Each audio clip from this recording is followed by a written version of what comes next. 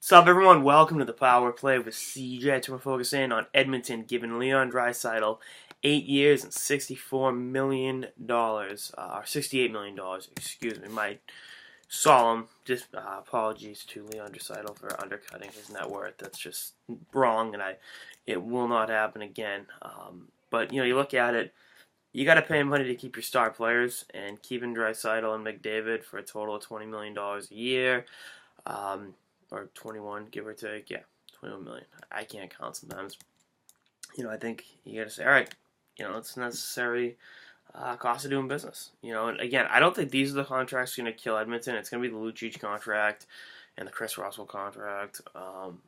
Deals like that are, you're overpaying for guys who, Lucic's case is a really good player, but not exactly, a franchise cornerstone. I mean, he obviously is a Stanley Cup champion and a guy that you want in your lineup in your locker room that really does a lot of things well.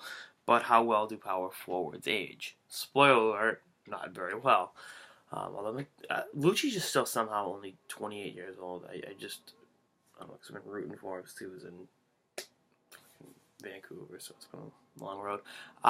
But, again, you look at the steps Draisaitl took forward this year. And, I mean, hey, in 15-16, he had 51 points in 72 games and really looked pretty damn good after starting the year in the minors because of a contract thing. He's a guy I thought the old regime in Edmonton really screwed up.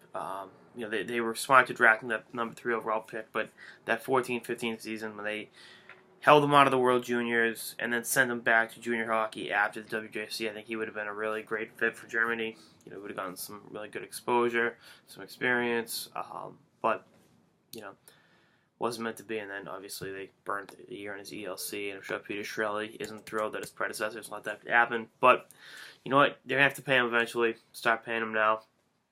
And, it dragged on, but, we'll see what happens. I mean, now the next question is, what does this mean for guys like David Pastrnak, who's also a restricted free agent?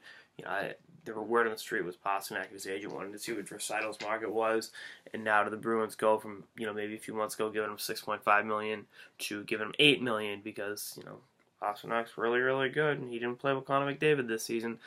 So that's a situation to keep an eye on. And then, you look at guys who will be restricted free agents in, the coming years, whether it's a Jack Eichel or an Austin Matthews or, Nylander, Mitch Marner, whoever.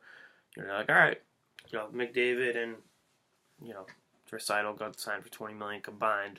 We'll see how much we can get. So, again, I think it's a smart deal by the Oilers. I just think some of the other deals they've made could hamper maneuverability in the next few years. We shall see.